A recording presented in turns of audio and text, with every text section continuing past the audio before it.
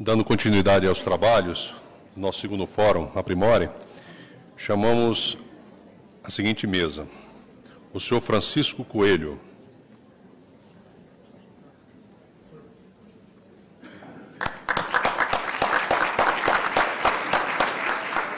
o senhor Rogério Leme,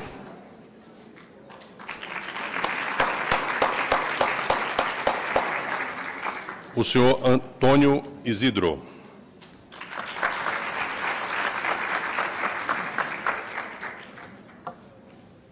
está chegando lá.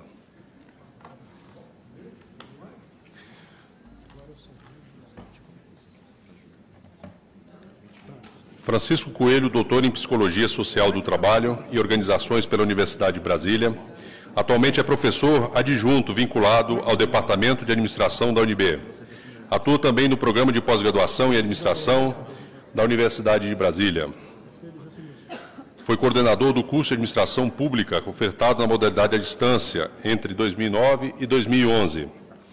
Foi coordenador do Programa de Pós-Graduação em Administração da UNB no biênio de 2013 a 2015. Tem experiência nas áreas de Psicologia e Administração, com ênfase em aprendizagem informal no trabalho, desempenho, avaliação e construção, validação de medidas.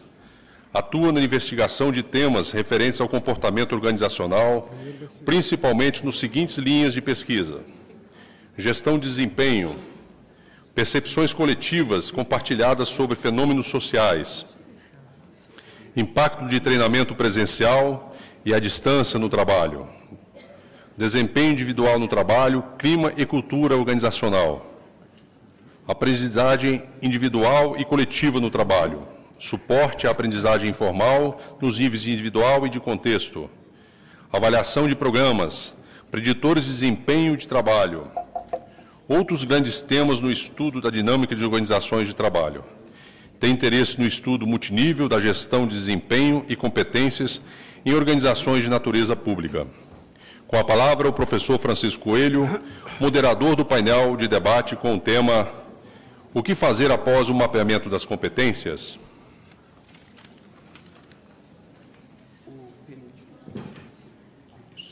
Obrigado, viu?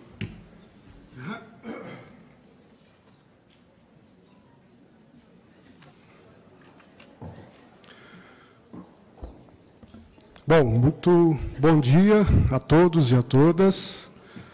Uma excelente sexta-feira para todo mundo. Bem-vindos a mais uma atividade aqui dentro do nosso fórum.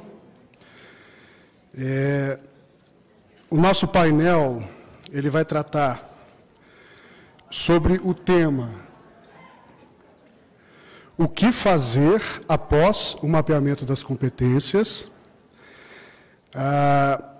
Ele é um painel que eu vi as apresentações dos dois painelistas, né, o professor Isidro e o consultor Rogério. Ele é um painel que ele tem uma natureza mais aplicada, mais prática. Serão apontadas questões de natureza prática, de natureza gerencial para vocês. Os painelistas tiveram uma preocupação nessa questão. E eu os parabenizo por isso, né? Porque eu acho que a gente está num fórum cujo objetivo é da gente apresentar as principais questões que decorrem da gestão por competências, mas o foco aqui do nosso painel vai ser o mapeamento e, principalmente, após o mapeamento, né? Que tipo de ações, que tipo de práticas são mais recomendadas e o tipo de reflexão à luz das experiências dos dois painelistas que poderão ser suscitadas a vocês. Tá? Eu vou reforçar com meus colegas de mesa a questão do tempo, da gente tentar manter a ordem do tempo aí, exatamente porque eu quero ouvir mais a ponta, né? Ouvir mais vocês que estão aqui, também no sentido principal das dificuldades que vocês enfrentam, das questões que vocês enfrentam.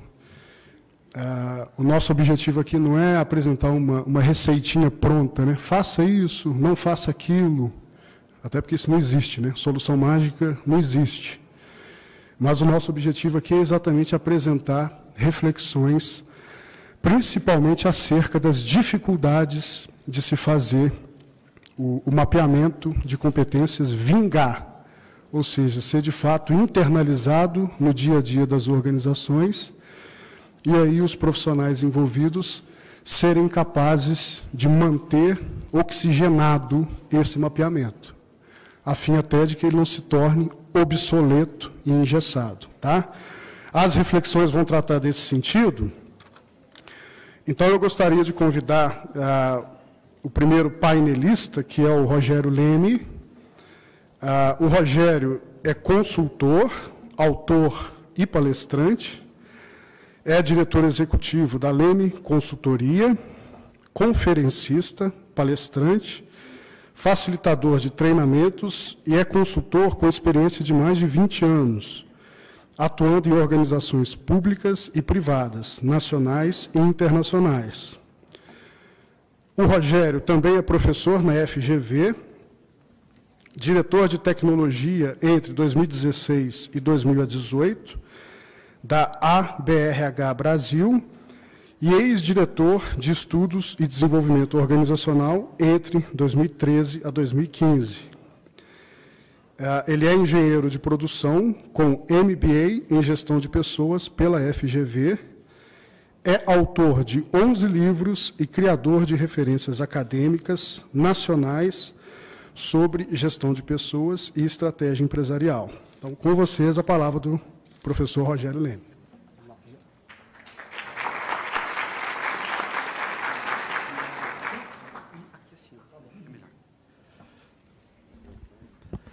Bom dia, pessoal. É um grande prazer poder estar com vocês. Algumas carinhas aqui eu estou revendo. Agradecer ao pessoal do STJ que fez esse convite e a todos vocês por estarem aqui. Bom, o desafio aqui é poder falar, na realidade, o que fazer sobre o processo do mapeamento, após o mapeamento das competências. E é o seguinte, eu resumi tudo isso nesse único slide. Agora, o detalhe todo, que para poder falar sobre esse slide, eu preciso de algumas premissas, senão ele vai parecer um pouco sem sentido. Então, eu gostaria de comentar essas premissas com vocês. E só lembrando, vocês podem bater foto à vontade, mas depois esse material vai estar disponibilizado para todos vocês, tá bom? Então, vocês fiquem à vontade, tá? Bom, o modelo de gestão de pessoas, ele precisa ter 4 pilares de sustentação, senão ele não vai dar certo. Transparência, justiça, meritocracia e foco no desenvolvimento do servidor. Quando a gente fala de transparência, a questão toda é, todos nós, sem exceção, quando nós entramos no local de trabalho que nós trabalhamos, que nós atuamos hoje, na seção, no setor, enfim, a pergunta é, todos nós recebemos uma folhinha especificando exatamente quais são as atribuições que nós temos que executar. Nós temos também uma folhinha especificando exatamente quais são os comportamentos que nós temos que demonstrar, quais são as competências técnicas que nós devemos dominar para executar aquele rol de atividades. E as metas que nós temos que atingir, todos vocês receberam essa folhinha aqui ou não? Não? Então, se o modelo de gestão de pessoas de vocês não receberam essa folhinha, se vocês não entregam essa folhinha para cada membro da equipe, vocês acabaram de romper o primeiro pilar de sustentação do modelo. Nós temos a necessidade de saber exatamente o que a empresa, o que a instituição espera do nosso trabalho. Se eu não tiver essa clareza, eu acho que eu estou fazendo de maneira correta e isso vai começar a gerar um processo de não entendimento e o grande problema que nós temos no processo de gestão. A gente fala de avaliação de desempenho, avaliação de competências, e eu gostaria de fazer uma provocação aqui com vocês. Por favor, se a gente tivesse que conceituar a palavra desempenho, afinal de contas, avaliação de desempenho, o que seria desempenho para vocês? Tentem associar algumas palavras aqui. Como o auditório aqui é grande, a gente não tem um microfone, eu vou fazer a seguinte provocação. Provavelmente, quando vocês falaram sobre desempenho, vocês associaram a, digamos, esforço, dedicação. Associaram a isso ou não? Sim ou não? Só que desempenho não é esforço, não é dedicação. Quando eu estou me esforçando, quando eu estou dedicado, na realidade eu estou desempenhando.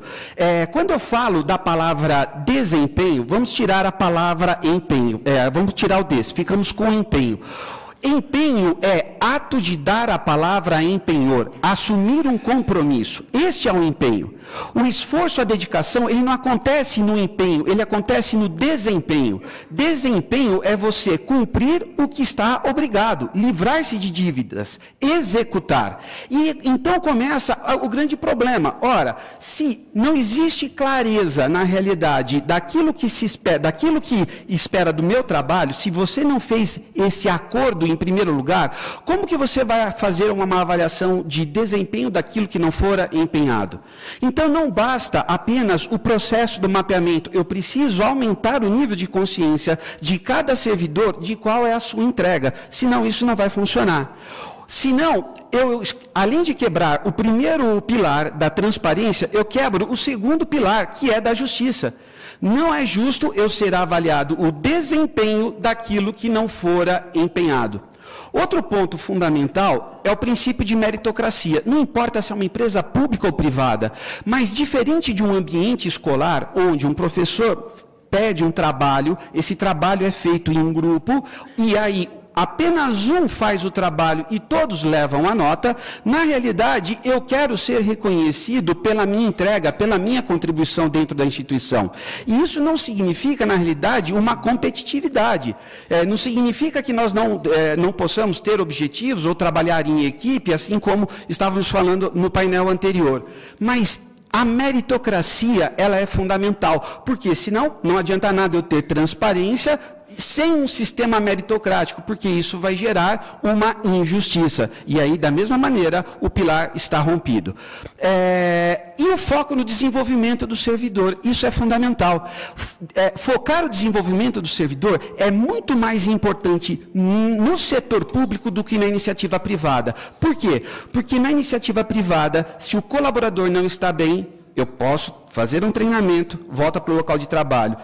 Depois ele continua não estando bem, volta para outro treinamento, volta para o local de trabalho. E se ele não estiver bem, sabe o que a gente faz? Promove o colaborador para o mercado de trabalho, tá certo? Uma maneira carinhosa, tá certo? E no setor público, sabe o que a gente faz?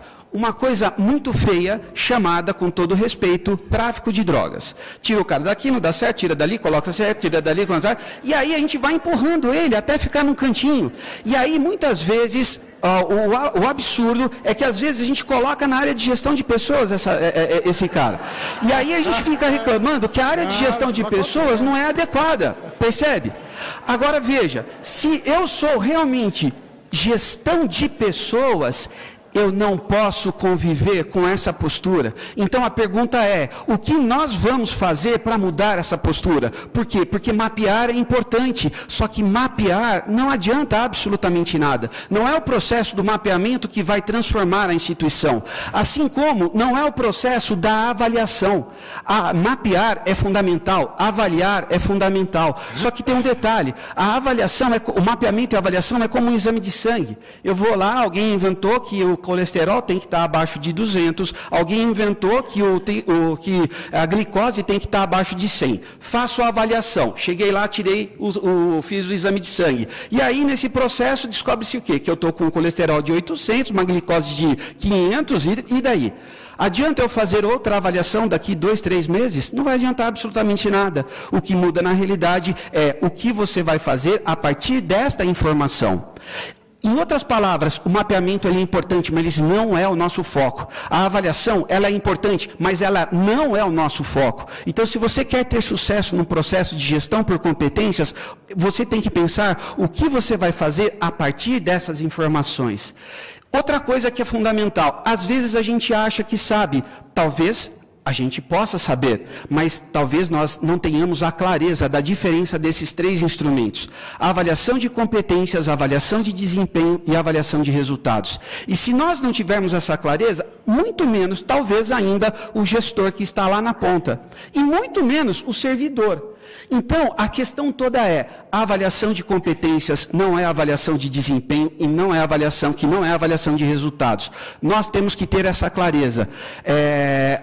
Só para a gente poder ilustrar essa diferença, vamos aproveitar o clima de Copa do Mundo e vamos dizer o seguinte, concorda que eu posso ter um time ótimo, com craques, todos craques ali, mas que esse time jogou muito mal uma partida e por acaso ele ganhou? Pode acontecer essa situação? Pode ter um time que é assim, meia boca ali, mais ou menos, tá certo? Que jogou uma partida horrível, mas ganhou a partida, ou vice-versa. Perceberam a diferença? A avaliação de competências trata-se do fato de você ter domínio de competência técnica e comportamental, que não é avaliação de desempenho, que está associado à qualidade que eu executo cada uma das minhas atribuições. E o detalhe todo é que nas instituições nós encontramos instrumentos que dizem que são a avaliação de desempenho, mas não são avaliação de desempenho, são avaliação de competências, e muitas vezes meramente de competência comportamental. É importante ter competências comportamentais? Claro que é, só que é importante a gente entender a seguinte questão, quando nós contratamos alguém para trabalhar na nossa área, na nossa equipe, eu estou falando contratar, mas no sentido de chamar o próximo servidor lá do concurso público, ou fazer a movimentação interna, seja aquilo que for, nós não contratamos, nós não acordamos com essa pessoa pelo fato dela ter determinadas competências. Eu chamo essa pessoa para trabalhar ali, na minha área, no meu setor, para ela executar determinadas atribuições e atingir determinados resultados. Competência, claro que é importante, mas ela é a matéria-prima para eu atingir resultados e as atribuições. Então, a gente precisa mudar um pouco a visão dessa questão, senão a gente vai ter uma visão muito romântica. Mapeamento de competências, ele é importante e ele é fundamental. Sem ele, a gente não vai ter a base, a matéria-prima. Só que eu preciso focar, na realidade, na entrega que é feita para por cada um dos servidores dentro da instituição. E assim como não é a avaliação de resultados. A avaliação de resultados, ela é seca, ela é direta. Atingiu ou não atingiu resultados? Daí a questão que nós precisamos ampliar o processo sobre a avaliação de desempenho e de competências, pensando que ela tem que ser composta por quatro perspectivas. Competência técnica, competência comportamental, mais resultados e também responsabilidades. Vamos dar um exemplo aqui. Vamos dizer que você tem ali na equipe uma pessoa ótima tecnicamente, ótima na parte comportamental, mas não traz resultados. Está a fim de trabalhar com essa pessoa, sim ou não? Percebe? Agora, vamos dizer que você tem uma pessoa ótima tecnicamente, que traz resultados maravilhosos, mas que destrói a equipe. Não, você não conhece ninguém desse jeito, é óbvio. Isso acontece lá, né, na Argentina, né, tá certo? Agora, o que acontece? Vamos lá. Então, é ótimo ela trazer resultados, mas a pergunta é, onde está a sustentabilidade para manter esses resultados? Então, eu preciso ter um equilíbrio, competência técnica, competência comportamental, resultados. Agora, imagina só uma pessoa ótima tecnicamente, que traz resultados, ótimo na parte comportamental, que traz resultados, mas que não executou ou deixou de cumprir com qualidade algumas das suas atribuições. Eu não posso dizer que o desempenho dela foi 100%, porque essas atribuições estão relacionadas aos processos de trabalho. E assim, claro que é importante, mas toda empresa ela tem uma parte processual. E eu preciso avaliar a qualidade que isto é executado. Então, de uma certa maneira, eu diria que a avaliação de competências está nesses dois pontos. A avaliação de resultados está aqui, em apurar a meta, atingiu ou não atingiu. E a avaliação de desempenho, na realidade, na essência, ela é a qualidade que eu executo as minhas atribuições. E isso precisa ser considerado, porque somente a partir daqui, porque nós somos contratados para fazer isso, e a entrega não estando coerente, eu posso identificar essas questões. Qual é o grande problema que a gente tem nas nossas organizações públicas e também privadas? A gente transfere, por meio de um instrumento de avaliação estritamente comportamental, a responsabilidade para o gestor dar feedback de algo que ele não foi preparado. O nosso gestor, ele não sabe tratar comportamento. Isto é um fato. É muito difícil para o gestor virar e falar assim, bom, agora você vai ter que falar com essas pessoas sobre comportamentos. Ele não foi preparado para agir dessa forma. Ele foi preparado para ser um gestor de processos. Então, nós precisamos inverter a forma, fazer que ele consiga focar na entrega e dar o feedback a partir da entrega eventualmente não feita de acordo, ou reconhecer uma entrega muito bem executada, mas a partir daí encontrar qual é o comportamento que isso afetou, que está gerando. Então, não pode ser o primeiro plano. Claro que é o que eu quero trabalhar de frente, mas se eu fizer dessa maneira, eu vou gerar uma dificuldade na execução do modelo.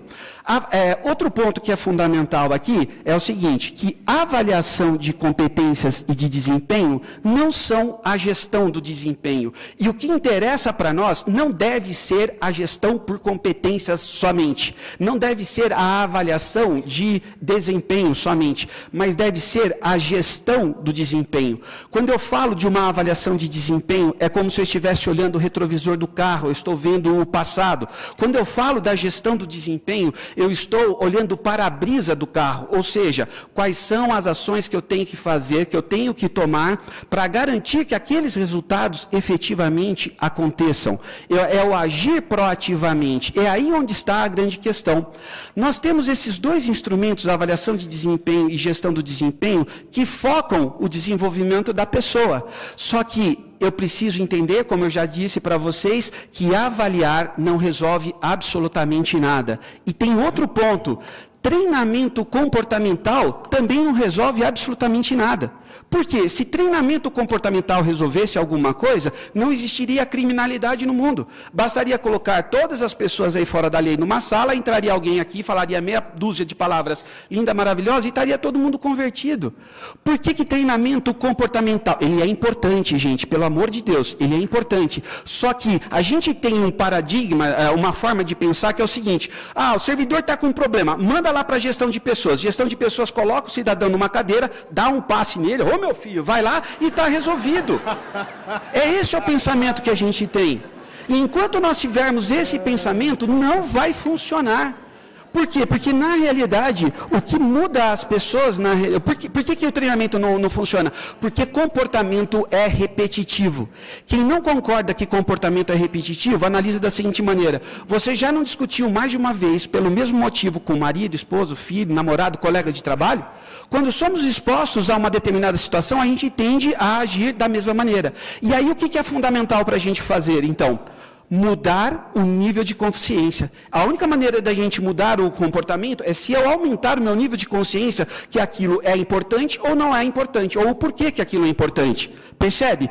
E a ferramenta para mudar isso, na realidade, se chama feedback. Já foi falado aqui. Só que tem um detalhe, não adianta falar feedback da maneira carinhosa que é feita ou que é falada, que feedback é um sanduíche. Começa com coisas boas, fala aquilo que tem que falar e termina com coisas boas. Pelo amor de Deus, isso é um absurdo. Se a gente pegar o filme O Diabo Veste Prada, capítulo 12, a cena que o Nigel, que a Miranda dá o feedback, entre aspas, destrutivo, para a Andréia, e aí depois a Andréia sai ali, Diabo Veste Prada, tá? Assiste que é legal. E aí depois a cena que a Andréia vai conversar com o Nigel dá uma lição de como dar feedback, sendo duro e sendo firme, mas de maneira respeitosa, percebe? Então isso é fundamental a gente entender. Só que o grande problema é que nós fomos preparados para sermos gestores de processos e não gestores de pessoas. Logo, nós fugimos do feedback e o PDI. Por quê? Eu faço o mapeamento, que é importante. Só que daí o que acontece? Depois do mapeamento eu vou o quê? Preparar as pessoas para um processo de avaliação das devolutivas. E o projeto ele morre aqui. Por quê? Porque nós não preparamos as pessoas de maneira adequada, nós ainda insistimos nos processos de dar feedback da maneira tradicional e convencional, querendo que o gestor fale com a pessoa meramente com base numa avaliação comportamental. Ele não foi preparado para isso, ele foge disso e ele abandona o projeto. E aí a gente perde o quê? A cultura da gestão do desempenho, que é você fazer o acompanhamento ali, no dia a dia, e não uma vez por ano. Daí o que acontece? Vem uma série de críticas que a gente vem vendo, que a gente ouve falar, que a avaliação de desempenho está fadada a morrer, que não serve mais, e o fato não é esse. O fato é a maneira que nós estamos executando essas ações.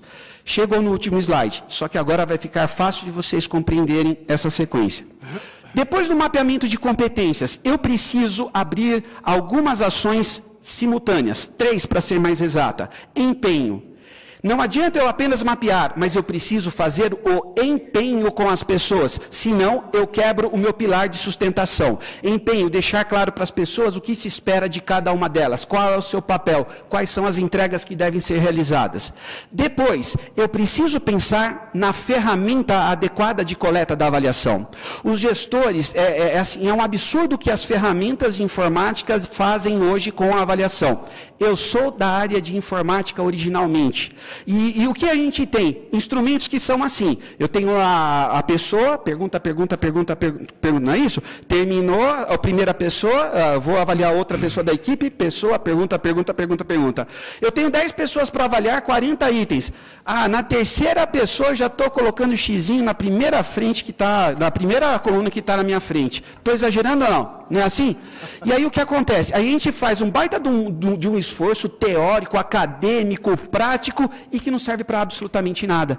Eu preciso rever, escolher uma ferramenta que seja mais assertiva. STJ aqui teve um exemplo, que conseguiu um gestor que tinha que fazer uma avaliação, quando a gente executou um projeto aqui de 6 pessoas em média na equipe, 50 itens comportamentais, 12 atribuições, um gestor levou em média 8 minutos para fazer a avaliação da equipe dele. Alguns levaram um pouco mais de tempo, é óbvio. Então, o que eu estou querendo dizer para vocês, a gente precisa rever a ferramenta.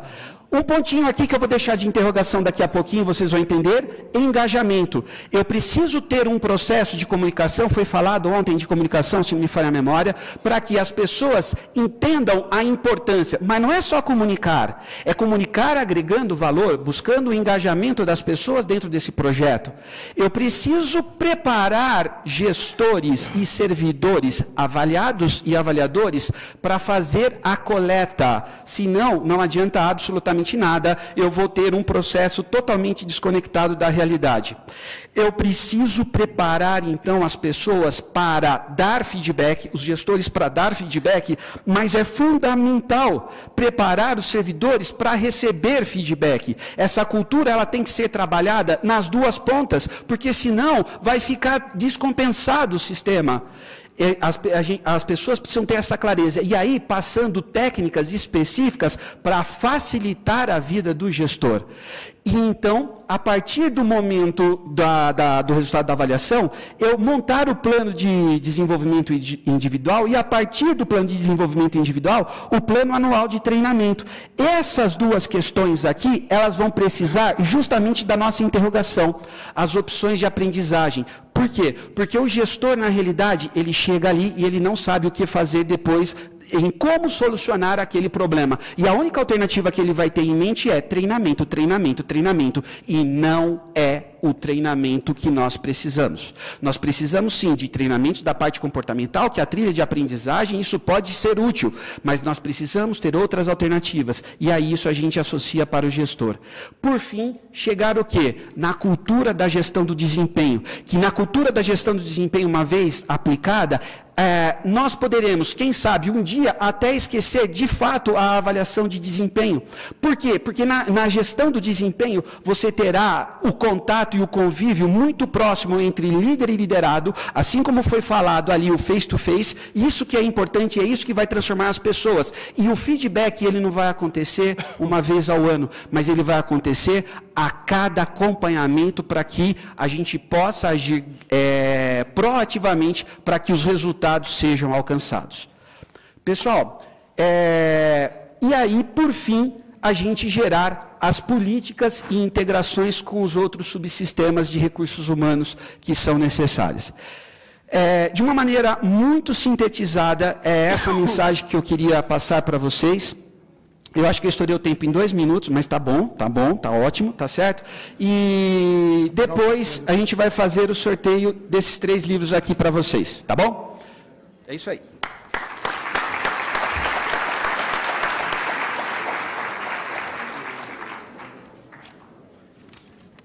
Muito bom.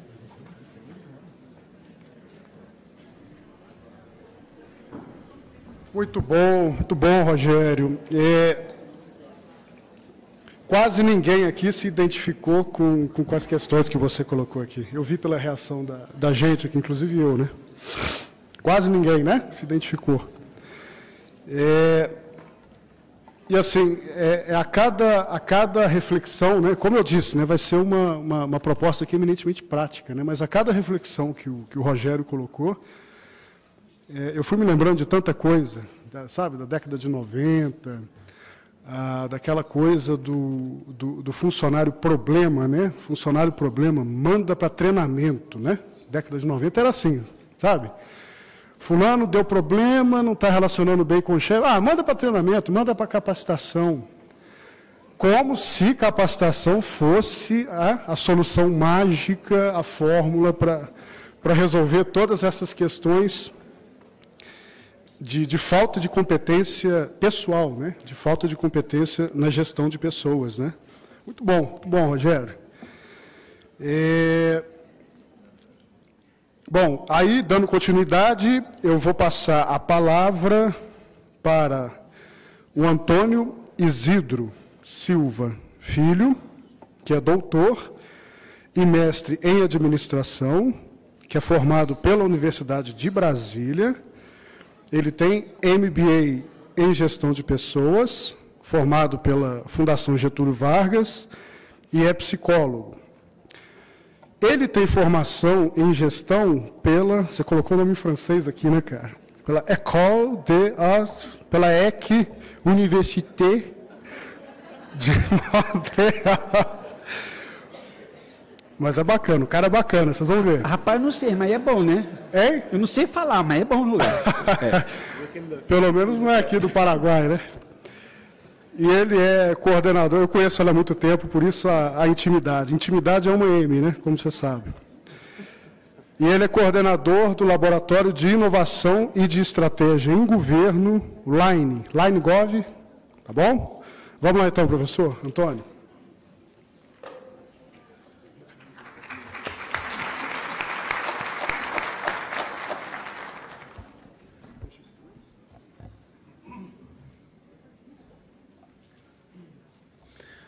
Muito bom dia a todos e a todas. Segunda vez que a gente está participando do fórum e é muito bom poder contribuir, compartilhar com vocês um pouco das nossas reflexões, das nossas experiências. E o tema que a gente está conversando aqui sobre o que fazer depois do mapeamento de competências, né, algo que inquieta muitos aqui pelo desafio de atuar na gestão de pessoas. Eu vim fazer uma reflexão e mostrar algumas evidências de um futuro que se aproxima em relação não só ao tema da gestão por competências, mas, sobretudo, da gestão de pessoas no setor público. Por isso o motivo da gente falar sobre o futuro, né, do que vamos fazer em termos de gestão de pessoas e gestão por competências no setor público brasileiro. Como o professor Francisco falou, eu tenho atuado desde 2012 à frente do Laboratório de Inovação e Estratégia em Governo da Universidade de Brasília, e a gente tem feito algumas intervenções no Poder Executivo Federal, principalmente, mas já temos desenvolvido também várias iniciativas no Judiciário e Legislativo, e a gente percebe a necessidade de uma revisão dos nossos pressupostos, da nossa mentalidade, e mais do que nunca, nos últimos 10 anos, isso está bastante evidente, pelo que a gente acompanha, não só na produção de conhecimento, mas, sobretudo, na experiência prática de organizações e de governos também, mundo afora. Então, eu queria apresentar para vocês um pouco do que a gente tem constatado em relação ao tema da gestão de pessoas. Eu não sei se vocês, com essa figura, conseguem se identificar. Onde você acha que você está nessa figura? Então, é um futuro que está por aí, né? Está chegando. Principalmente em relação a esses temas. Internet das coisas. Vocês já têm utilizado a internet das coisas? Vocês acham que sim? provavelmente a internet tem usado a gente, né? De alguma maneira influenciando nossas decisões, influenciando nossa forma de pensar. Big Data, já ouviram falar? Inteligência artificial. Machine Learning. É comum a gente ouvir discussões aí de que a inteligência artificial vai impactar fortemente a atividade do judiciário. Já tem feito isso com a atuação de escritórios de advocacia, com petições automáticas, com análise de jurisprudência. Então, isso vai impactar muito fortemente os processos de trabalho. Computação cognitiva, cidades inteligentes, blockchain. Essa é a realidade para muitos de nós. Ainda que a gente se mantenha um tanto quanto afastado, né, desse novo paradigma de interação, paradigma econômico e também de produtividade, a gente sabe que isso é irreversível. As novas gerações, sobretudo, vão exigir mudanças drásticas na forma da gestão acontecer nas organizações. Vocês imaginam o que é isso aí?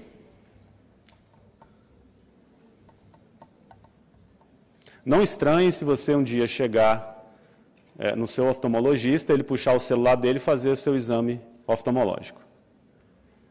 Uma tecnologia já disponível que faz exame oftalmológico, mede pressão ocular, ressonância magnética, tudo via celular. Isso já está acontecendo. Vocês imaginem você pegar o seu celular, com uma gota do sangue que você retira do seu dedo, você conseguir fazer um exame sanguíneo. São tecnologias já disponíveis. E por que eu estou falando disso? Né? Basicamente, porque gestão de pessoas trata do principal ativo das organizações, principal ativo da sociedade, pessoas. E são pessoas que estão produzindo tecnologias. E tecnologias que estão impactando a forma como as pessoas se organizam, vivem, interagem no trabalho. Para reforçar essa visão, nós temos as 10 principais habilidades do futuro. São relatórios que têm sido produzidos há muito tempo, mas, sobretudo, em 2017, muitos estudos convergiram na análise do perfil, quem é o ser humano daqui a poucos anos. Fizeram um levantamento nos Estados Unidos e também no Reino Unido. E o que encontraram? As 10 principais habilidades a serem requeridas no mercado de trabalho. Para os americanos, se a gente observar ali, os principais, tomada de decisão, fluência cognitiva, de ideias, criatividade, aprendizagem ativa e estratégias de aprendizagem. E no Reino Unido, não é muito diferente. O que esses dados mostram para nós? Mostram que a gente precisa aprender a ser gente. Faz sentido? A gente parece que dedicou muito, nos últimos séculos, ao entendimento dos processos, da produtividade, das tecnologias, e agora que a gente avançou na escala de maturidade material, está faltando a gente avançar na escala de maturidade existencial. E vai cair no colo de quem? Ou de que área trabalhar com esses temas? Desenvolver novas habilidades, fazer a gestão do impacto das mudanças tecnológicas e da inovação nos processos de trabalho e nos modelos de gestão. Somos nós, profissionais da gestão de pessoas. E a pergunta é, como estamos em relação a esses temas? Por exemplo, eu orientei um trabalho de mestrado em administração, onde, por razões de informações sensíveis, essa dissertação não pôde ser publicada. Mas a gente desenvolveu uma inteligência artificial que analisa acórdãos do STF para uma determinada demanda. E a gente conseguiu prever decisões judiciais em 95%. Como conseguimos isso? Temos tecnologias, temos instrumentos, ferramentas para isso. Mas, sobretudo, o sucesso dessa inteligência artificial se deu por esses aspectos que a gente tem falado aqui. Os aspectos humanos, os aspectos sociais, psicológicos, emocionais, estão extremamente evidentes nas relações hoje em dia, no trabalho, nas relações de consumo. E as tecnologias cada vez mais vão impactar a nossa forma de tomar decisões, de interpretar a realidade. É um paradigma que está quase chegando aqui no Poder Judiciário, que é os processos judiciais, as petições sendo feitas automaticamente. Isso pode aumentar em grande número a demanda por decisões judiciais. Vocês imaginem as inteligências artificiais auditando os acórdãos do judiciário, levantando padrões de interpretação. Imagine a inteligência artificial substituindo as ferramentas de avaliação de desempenho por algoritmos que acompanham a sua história funcional ao longo do tempo e mostram como o seu perfil está próximo ou distante dos perfis esperados. Imagine vocês fazerem concurso público baseado em inteligência artificial, em que os algoritmos estarão buscando nas redes sociais, nos currículos publicados na internet, os perfis profissionais mais aderentes aos desafios do setor público. Esse último exemplo que eu dei, já existe no mercado. Existe uma empresa que faz recrutamento e seleção e tem um índice de acerto de mais de 80% dos perfis profissionais baseados em inteligência artificial. Diante disso que eu estou compartilhando, comentando com vocês, para onde vai a gestão por competências? O que vai ser, daqui 10 anos, fazer isso nas organizações? É para esse futuro que a gente tem que olhar. Acredito que nós já temos um domínio bastante bom, técnico, processual, procedimental, de como fazer mapeamento, de como fazer avaliação, os cuidados das avaliações, levantamento de necessidades de treinamento, elaboração de planos anuais de capacitação. Enfim, isso é algo que a gente já domina, acho que vocês vão concordar comigo. Mas, e daí? O que vem? Qual é o futuro disso? E aí, para contrastar um pouco, vocês conhecem ambientes assim?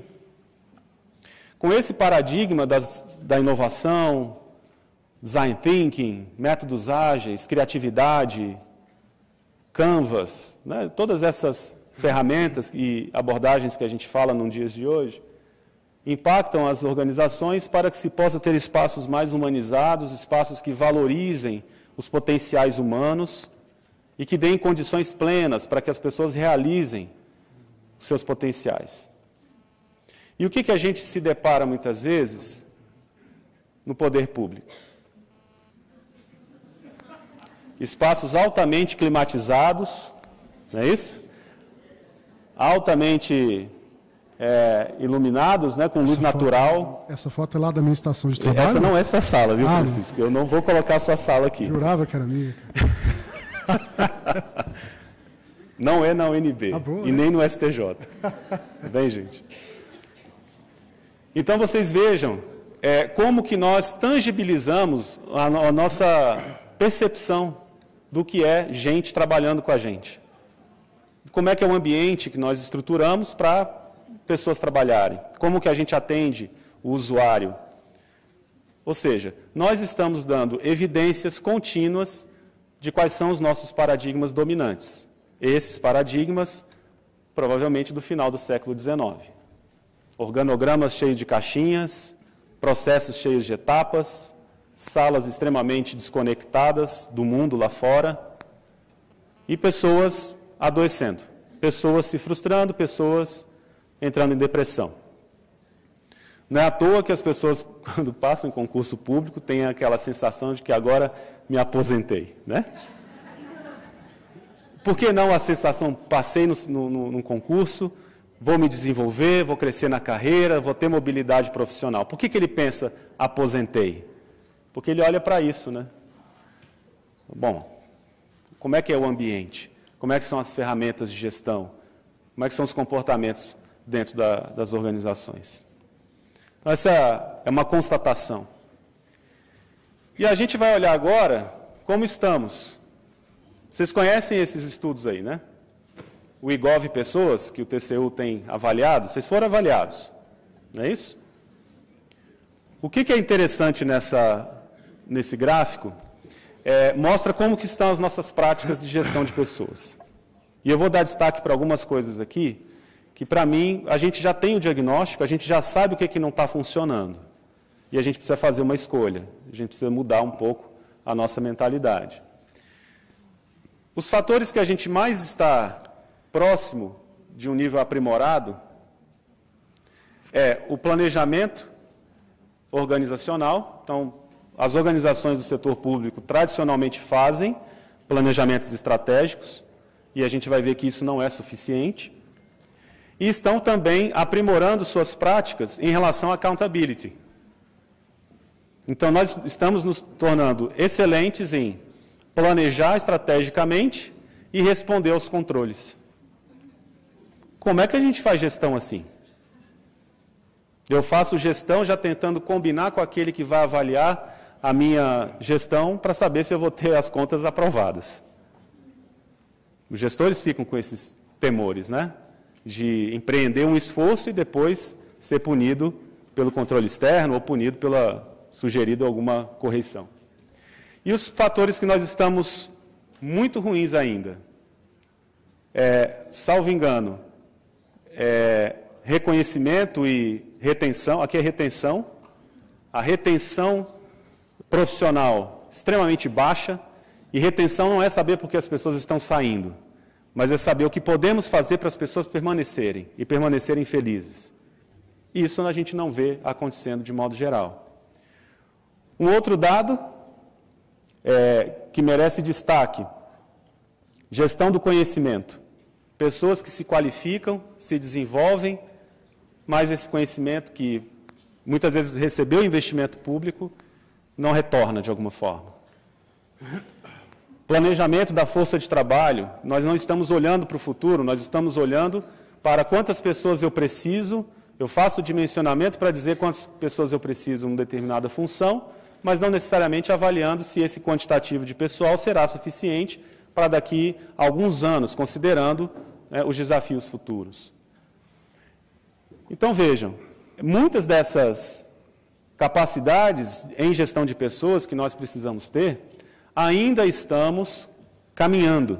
Nós temos 12 anos do Decreto 5707, nós temos 8 anos do Decreto 7133, decretos esses que não conversam entre si, que fracionaram, fragmentaram a gestão de pessoas, e a gente ainda tentando responder aos aspectos da accountability. Eu faço mudança na gestão de pessoas porque a lei mandou ou porque o controle externo está demandando.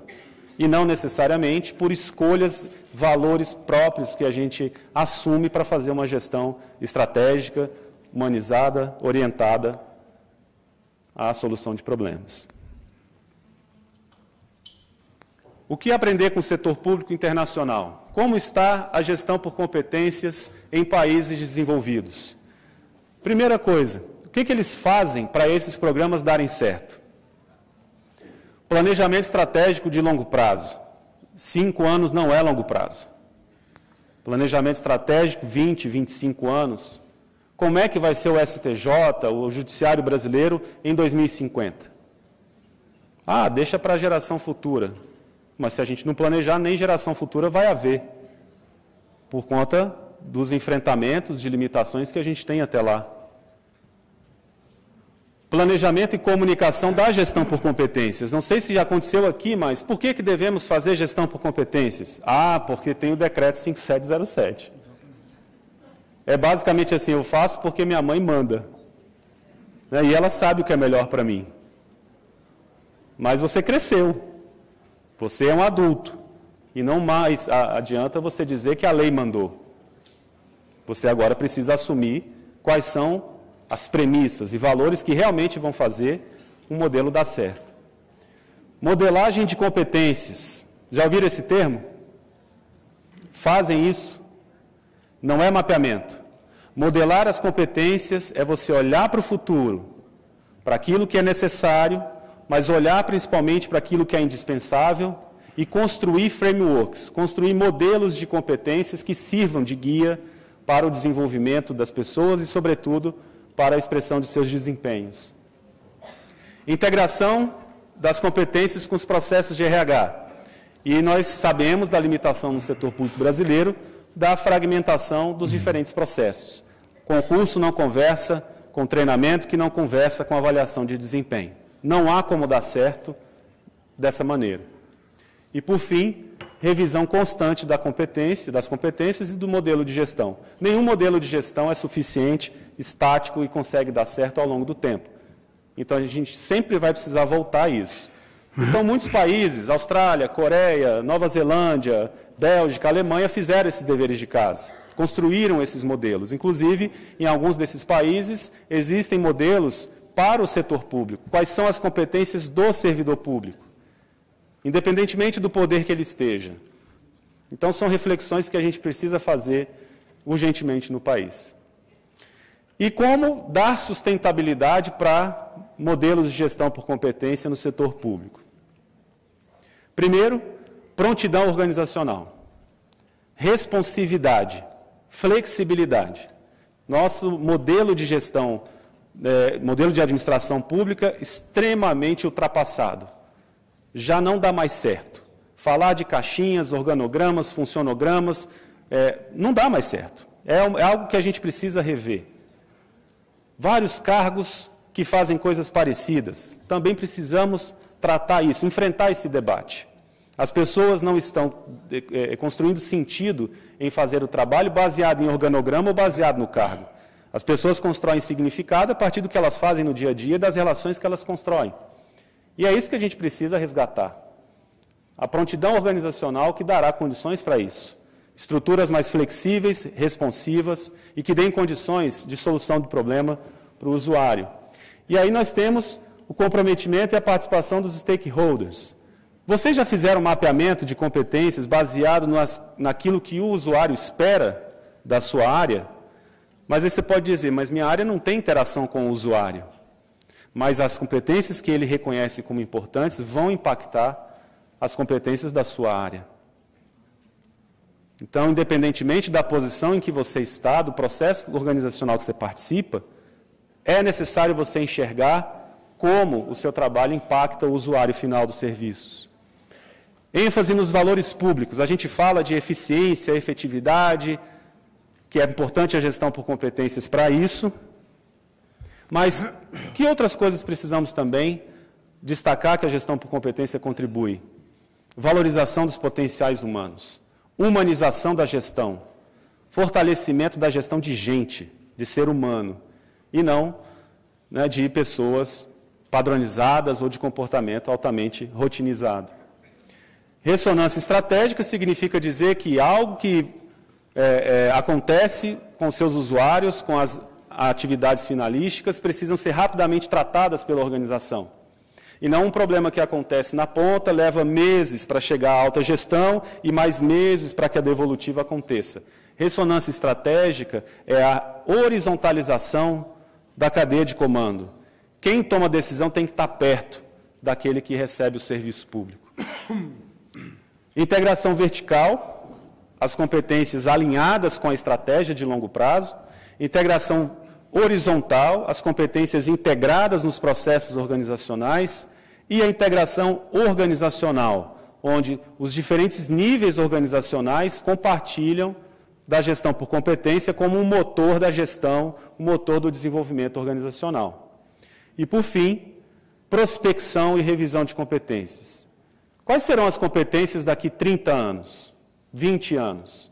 O judiciário vai ser o mesmo? Teremos cargos de técnico judiciário, analista judiciário? Surgirão outras profissões que o judiciário precisará assimilar? É para isso que a gestão por competência precisa rever e mudar a sua mentalidade.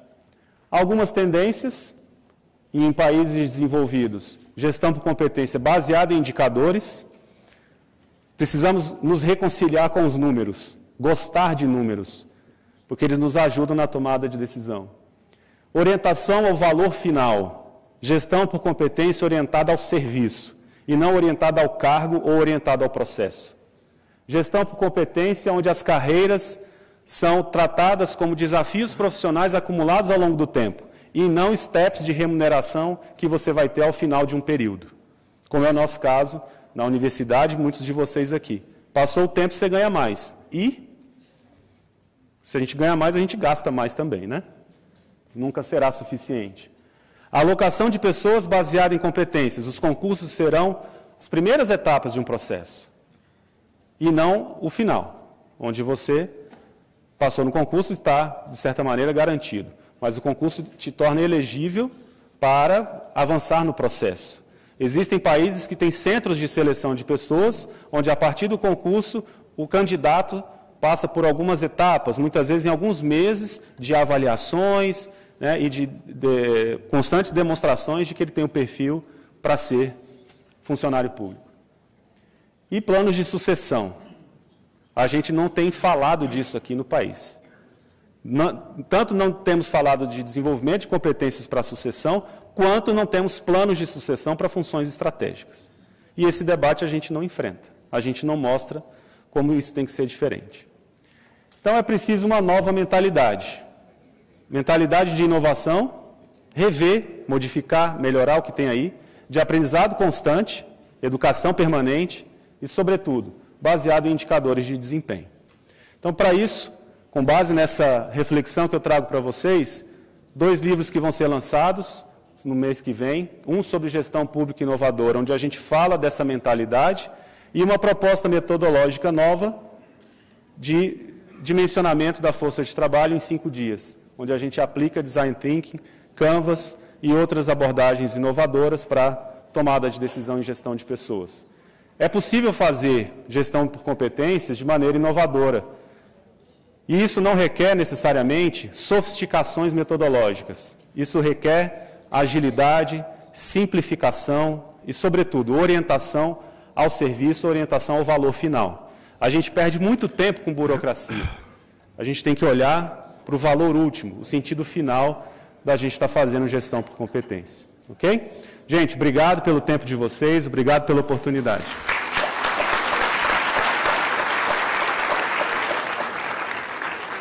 Muito bem, professor.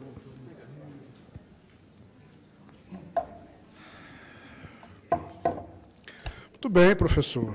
Apresentou uma visão mais prospectiva, né, sobre questões referentes à gestão do mapeamento, né, de competências, apresentou tendências aí, bem interessante, hein? Bem útil. Eu fiz alguns registros aqui. Como eu disse a vocês, a nossa proposta aqui é ser uma coisa mais aplicada e no sentido de ouvir vocês, tá? Mas, assim, tem alguns aspectos que eu não vou me furtar a falar aqui para vocês. E, assim, exemplos práticos que eu já verifiquei, que eu já vivenciei na realidade, e são exemplos para trazer, para contribuir para a reflexão de vocês.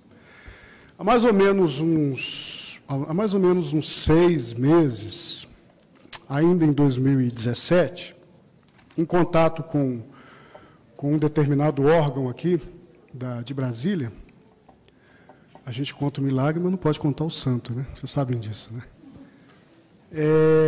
Eu fui chamado lá porque a demanda que eles tinham era que, na visão deles, o mapeamento de competências não estava funcionando.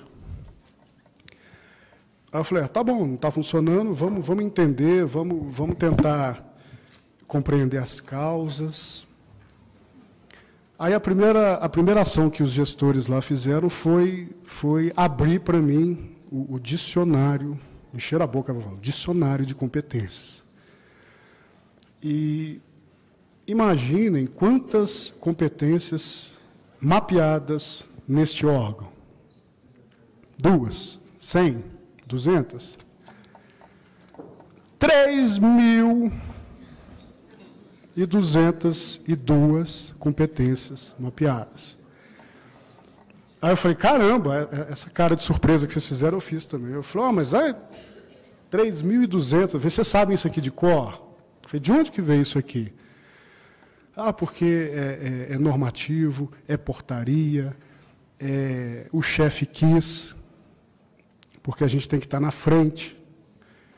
Então, eles achavam até que o número maior de competências fazia com que o órgão fosse pioneiro ou tivesse excelência em relação a quem tinha um número menor de competências. 3.203. Aí eu fiquei pensando, eu falei, será que é questão, e aí os professores, o Rogério e o Isidro falaram muito bem, né? Falei, será que de fato a questão é mapear, o problema é mapear a competência? Será que as pessoas sabem até a técnica de mapeamento? Será que elas sabem construir? Porque assim, é muito bonitinho falar o chá, né? O chá é bonitinho, o chá inclusive é gostoso de se tomar, né?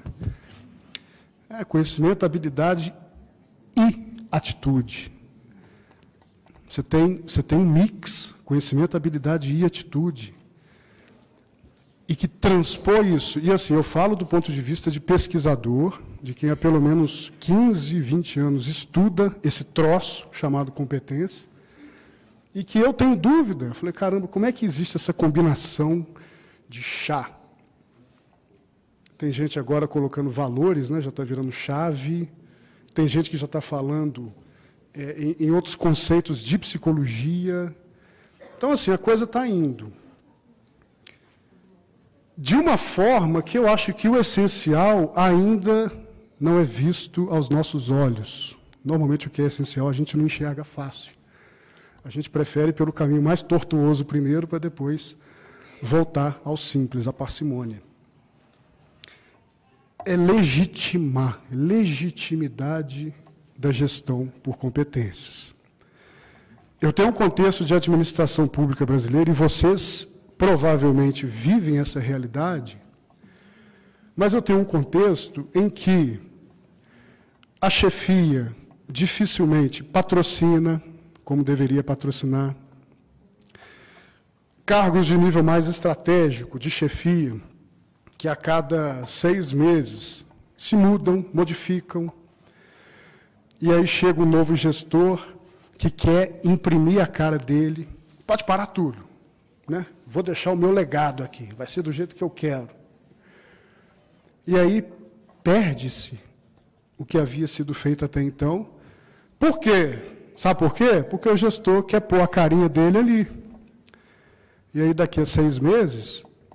vem um outro que vai querer pôr a carinha dele, e a gente lá da área de gestão de pessoas perdido no meio desse tiroteio aí. A gente não sabe o que fazer. Então, legitimidade, né? O que os professores falaram em sustentabilidade da gestão por competências, mapeamento de competências, metaforicamente falando, é como se fosse uma bola de futebol. É um instrumento, é aquilo que vai permitir que o jogo aconteça. Mas para jogar o futebol, o que você precisa ter? Regras, você precisa ter jogadores, você precisa ter profissionais envolvidos, você precisa internalizar aquilo, você precisa ter estratégia de jogo. É isso que falta, ao que eu anotei aqui. Não tem problema, não. Eu anotei aqui, redescobrir o mundo é o primeiro passo que a gente tem para tentar modificá-lo. Eu preciso entender essa ferramenta de gestão do ponto de vista de que eu estou tentando implementar uma inovação organizacional, ou seja, profissionalizar a gestão por competências. A gente está tentando fazer isso, mas ainda baseados em modelos mentais arcaicos de uma administração pública brasileira que ela é jurídica normativa, ela não é gerencial. Literalmente assim, saiu uma portaria, temos que fazer o mapeamento. Ah, como é que a gente vai fazer? Vamos fazer de qualquer jeito. A gente tem que cumprir o prazo de 6 meses. Não é isso que acontece? É um cenário que a gente precisa redescobrir um novo jeito de fazer, modificando modelos mentais arraigados. Isso não é da noite para o dia, isso não é feito com um treinamentozinho, como eu ouvi nesse órgão aí. Ah, a gente faz aí, professor, meia dúzia de treinamentozinho, e a gente resolve. Eu disse, sério? Então, debates desta natureza, o fórum, parabéns aí aos organizadores, a Iraci e o Antônio Júnior, fóruns dessa natureza, eles são importantíssimos, porque eles permitem com que nós tenhamos a reflexão, não da técnica, os professores falaram muito bem disso, não é técnica, mapeamento, é mais no sentido de problematizar, de não achar, por exemplo, que chá, eu tenho vários alunos de graduação que acham isso. Ó, professor, chá é diferente, uma coisa. Falei, meu filho, conhecimento, habilidade e atitude, aplicadas a desempenho. E aí pensar em indicadores, não é só a técnica, mas é refletir sobre os paradigmas que estão na administração pública brasileira desde o descobrimento do Brasil. A boa notícia é que eu sempre faço uma perspectiva longitudinal, histórica. Hoje, eu vejo muito progresso do que eu via há 20, 30 anos atrás. Fóruns desse tipo aqui, por exemplo, eram raríssimos. Compartilhamento de experiências, essa interação que vocês estabelecem, se conhecendo, gente de fora de Brasília que veio trocar experiência, isso não acontecia. Então, era cada um dentro da sua caixinha. Cada um fazia do seu jeito, tendo que cumprir portaria, instrução normativa. A ferramenta é pensada primeiro do ponto de vista jurídico e legal, e lá depois é que é pensada do ponto de vista de gestão. Pensa nisso. A gente está pensando em novas tecnologias de gestão aplicadas a velhos modelos mentais. Era só esse recado que eu queria dar para vocês, para não me alongar muito, para a gente abrir para perguntas. Vamos lá, então? Vamos. A primeira pergunta é dirigida ao professor Rogério Leme. Primeiro, avisar para o pessoal que a gente recebeu muitas perguntas aqui, mas, em razão do tempo que a gente tem agora para o almoço, a gente vai fazer uma pergunta para o professor Rogério Leme e uma para o professor Isidro. A primeira pergunta é da Flávia, do TRT de Minas Gerais. Ela pergunta ao professor Rogério Leme como utilizar o mapeamento nos outros processos e subsistemas de gestão de pessoas, tais como seleção, movimentação, sucessão. Bom, as outras perguntas, se vocês quiserem repassar, e aí não sei se tem contato, e-mail das pessoas, ou eu posso responder de uma maneira geral, e aí eu disponibilizo para vocês, aquelas que forem endereçadas a mim, tá? Estou à disposição. Obrigada. É Flávia? Flávia, do TRT de Minas Gerais. Tá. Bom, o que acontece é o seguinte, quando a gente tem o processo, o grande desafio que eu vejo quando a gente faz um modelo de mapeamento de competências é a gente pensar não só no objetivo que é a avaliação de competências, mas sim em todas as integrações que esse sistema pode oferecer. Então, por exemplo, ontem a Iraci apresentou aqui a técnica que eles começaram a adotar, que é o princípio do mapa de atribuições por produto, enfim. Aí você imagina o seguinte, pegando exatamente aquele material ali e você colocando, entre aspas, meia dúzia de informações a mais, como tempo unitário padrão, demanda, frequência, volume, você consegue evoluir, por exemplo, para o dimensionamento da força de trabalho. Só que, como muito bem comentado pelo professor, o detalhe todo eu não posso pensar no dimensionamento, mas eu preciso pensar na gestão do dimensionamento, porque eu preciso ter alguma ferramenta que ele pegue que seja inteligente. Ou seja, que permita se adaptar com as mudanças e demandas de fluxo que existam. Quando a gente fala no processo de movimentação e seleção interna, quando a gente pergunta para as pessoas o que é gestão por competência, as pessoas falam, é ter a pessoa certa no lugar certo. Não, não é. Essa é a consequência. Então, a partir do momento que eu tenho identificação daquilo que a pessoa tem e que é necessário para o papel que ela executa, para a cadeira que ela executa, eu estou analisando o desempenho.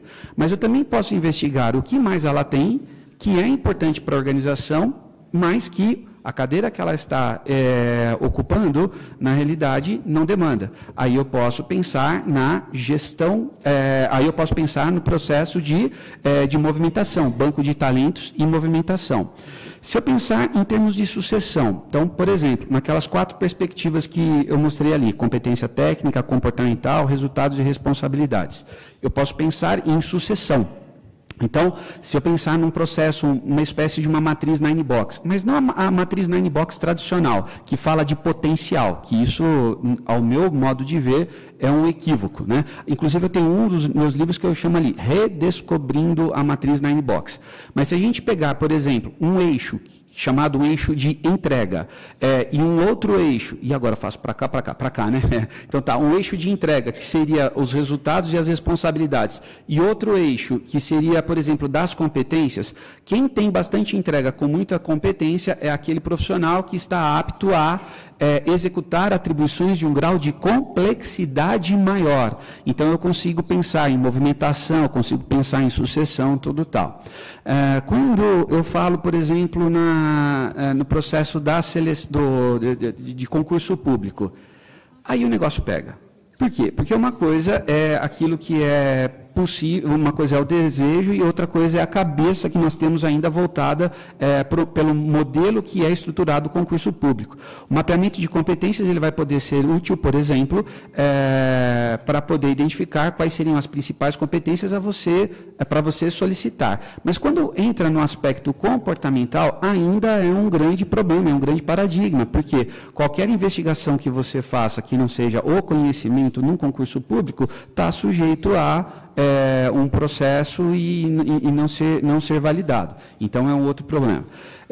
E só mais um ponto, de integração, ainda na mesma base, produto, atribuição, no modelo que Iracy comentou. Você tem a integração com processos. E agora você imagina o seguinte, produto, as atribuições, como a Iracy montou, e quando você clica especificamente em uma atribuição, ela expande no como fazer. E aí é a grande contribuição que eu acho que o modelo tem. Por quê? Porque, na realidade, equivocadamente, a gente faz uma avaliação e quer treinar as pessoas numa determinada competência, mesmo numa competência técnica. Historicamente, pelos modelos pelos resultados das avaliações que a gente tem, a parte de competência técnica, o servidor tem. Não é esse o problema. Por exemplo, redação oficial é importante em diversas áreas. O servidor tem redação oficial, mas o problema não é a redação oficial. O problema é como ele aplica a redação oficial na execução de uma determinada atribuição, e não só a redação oficial por ser redação oficial. E aí é onde precisa ter uma integração desse modelo, avaliando, primeiro, a qualidade que ele executa aquela atribuição, que no modelo que eu apresentei seria na perspectiva responsabilidade, e a integração que tem justamente com os processos de aprendizagem, que você vai trabalhar, inclusive, a gestão do conhecimento, e você vai ter a informação para preparar sucessão. Então, só que não assustem, por favor. A gente, para chegar em qualquer ponto, a gente precisa dar um primeiro passo. E não adianta a gente pensar assim, coisas... Eu fiquei imaginando no primeiro painel, só... Se a gente tiver algum gestor aqui e verificar toda o nível de exigências, né, das habilidades sociais, meu Deus do céu, o cara entra em depressão. Você está entendendo? É depressivo. Eu estava me sentindo depressivo ali. Não é uma crítica, não. Estou falando o seguinte, porque o que a gente precisa mudar, e é o que o professor Coelho aqui comentou, é que a gente precisa disponibilizar essas informações para o desenvolvimento exatamente naquilo e no momento que o servidor precisa adquirir. O meu filho,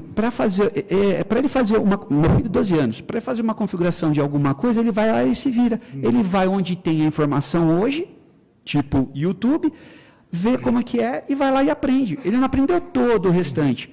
Nós temos ainda um princípio que a gente tem que aprender desde o comecinho, todo o conceito, para chegar lá no final. E quem está aí, essa moçada que está entrando, ela vai aprender naquela cápsula que lhe compete. Então, nós temos que ser, na realidade, mudar o nosso papel, nós temos que validar aquele conteúdo da aprendizagem. Aí a gente integra o modelo. Uma coisa é falar de touros, né? A outra coisa é estar dentro da arena, né? Exatamente, é por aí mesmo. A próxima pergunta é para o Isidro. A gente vai juntar duas perguntas que são sobre a mesma linha, né? É do Diego, do TJ do Amapá, e do João Paulo, do STJ. Eles perguntam se, diante das modificações tecnológicas à inteligência artificial, como ficaria a questão das limitações legais, né? E também a força de trabalho, se ela ficaria ociosa, na sua visão. Tá bem. Obrigado pelas perguntas pertinentes, os questionamentos. Primeiro que a gente está atrasado na resposta legal normativa aos diferentes paradigmas tecnológicos, né? Então, por exemplo, quando a gente fala que existem já algoritmos de inteligência artificial que fazem previsão de tomada de decisão em diferentes disciplinas, a gente não percebe o setor público atento ao impacto disso nos seus processos, nas suas próprias decisões.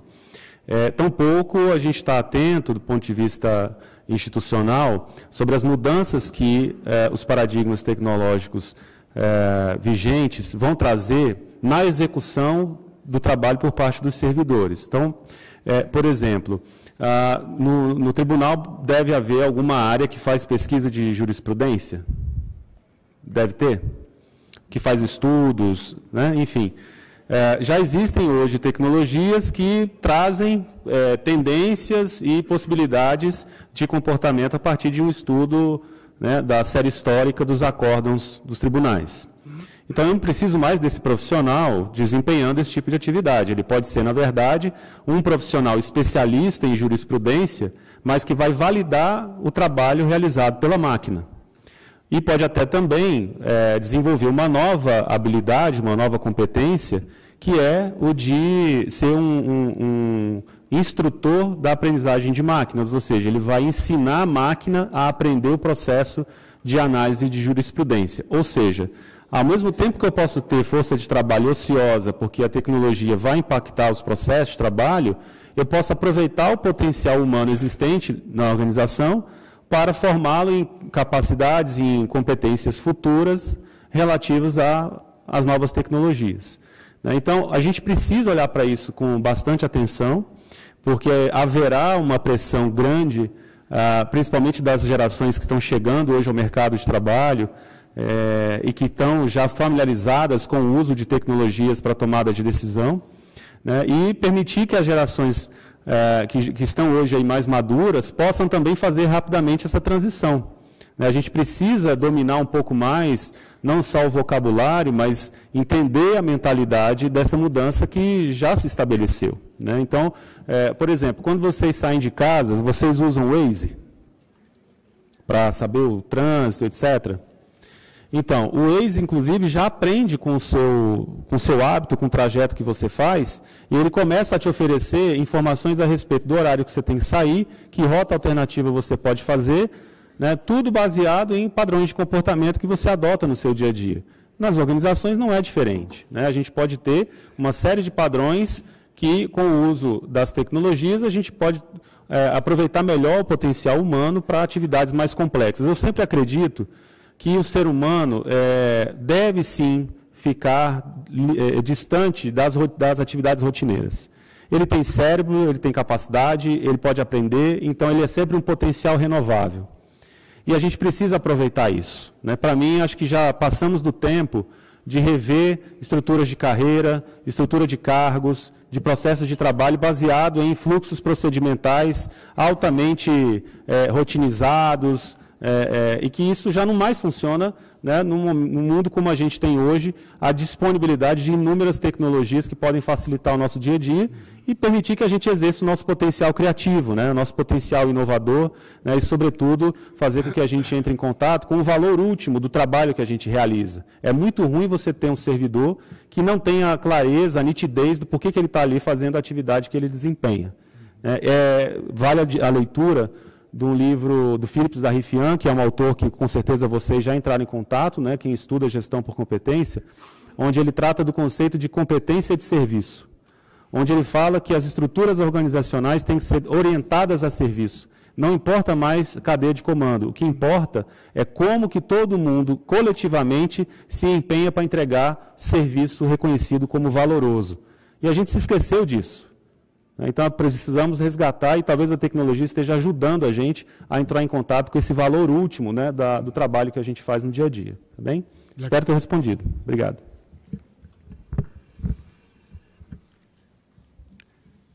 Mais perguntas? Não, agora a gente vai fazer o sorteio dos livros, né? do professor tem livro. Rogério Leme. Pessoal, é o seguinte, vai ser sorteado, acho que 6 livros, 2 vouchers de desconto de 50% dos treinamentos nossos, e todos vocês têm 30% de desconto nos nossos treinamentos, tá? Então, depois eu pego essas informações, todos os presentes aqui. Gostaria, então, de agradecer a presença e a paciência de vocês no nosso painel, tá bom? Muito obrigado, viu?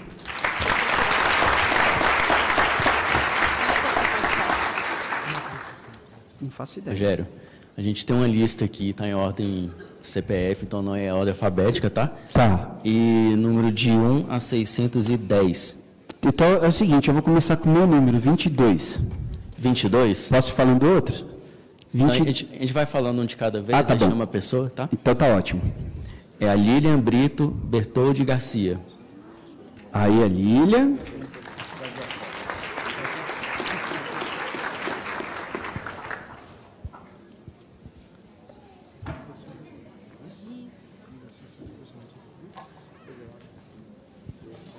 Eu vou aí também.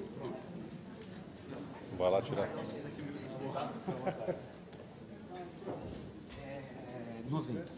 90.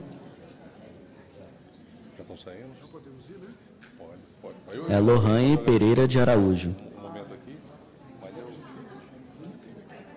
Não. A Lohane Pereira de Araújo. Pronto.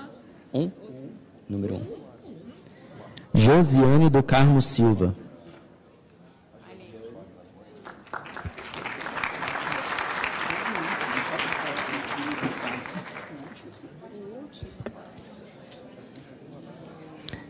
A Fanny Alves Domingos.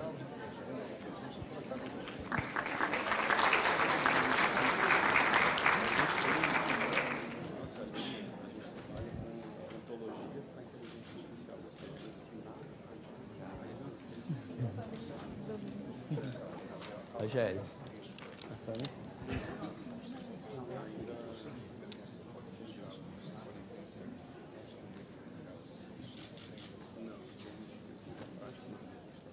Mais um número, Rogério.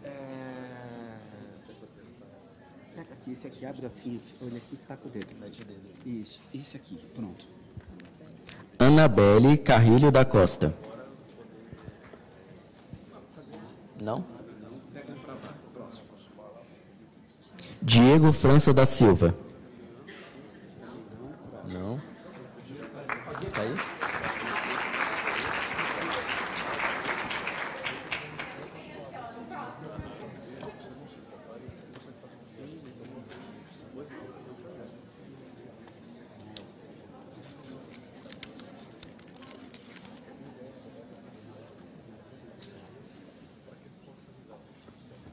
De novo aqui. Pronto, esse aqui, ó, para facilitar a sua vida. Luísa Magalhães C.A. Paz.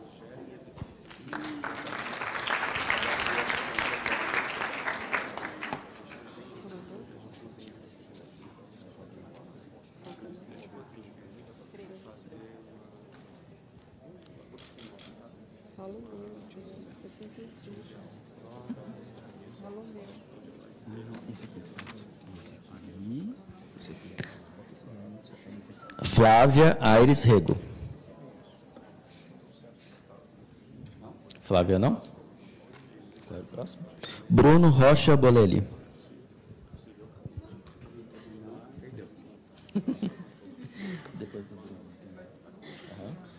Abraão Farias Coutinho.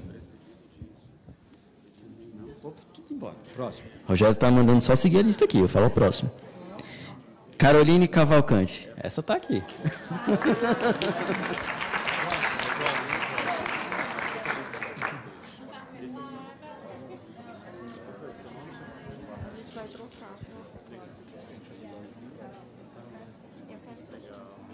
Enquanto está aí, pode. Pode continuar. Pode. Pega aqui, faz assim, ó. Pronto, esse aqui. Ana Paula Andrade. Não, Ana Paula? Ah, tá descendo ali.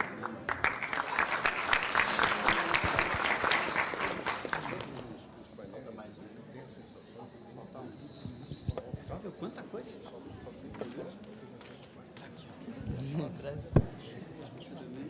Qual outro nome?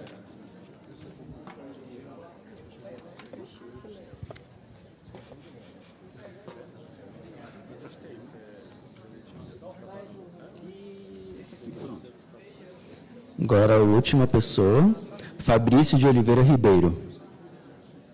Fabrício. Calma, o Fabrício não está. Danilo Ribeiro, confessor. Também não. Próximo. Fabrício Muniz Teles Brandão. Também não. Próximo. Cristiana Alves do Amaral. Da Cristiana não é mudar a folha, que essa folha aqui não está com sorte. Isso, esse aqui, pronto. Marcelo Dias e Silva. Marcelo não. Ah, Marcelo está ali.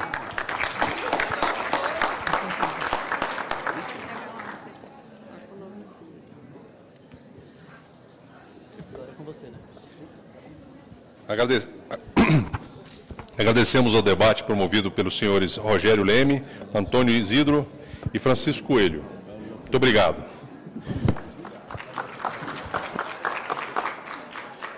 Informamos que faremos o intervalo para o almoço e retornaremos às 14 horas. Lembramos que vamos ter a apresentação musical a partir das 13h30.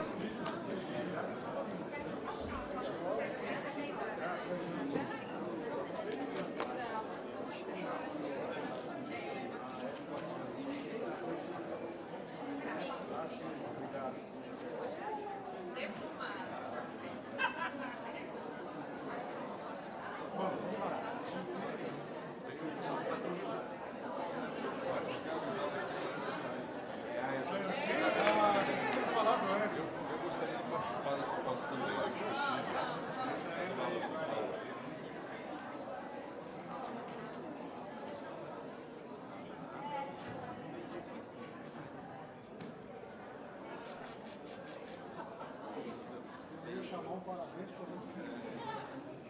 Você sabe que eu ia muito bom.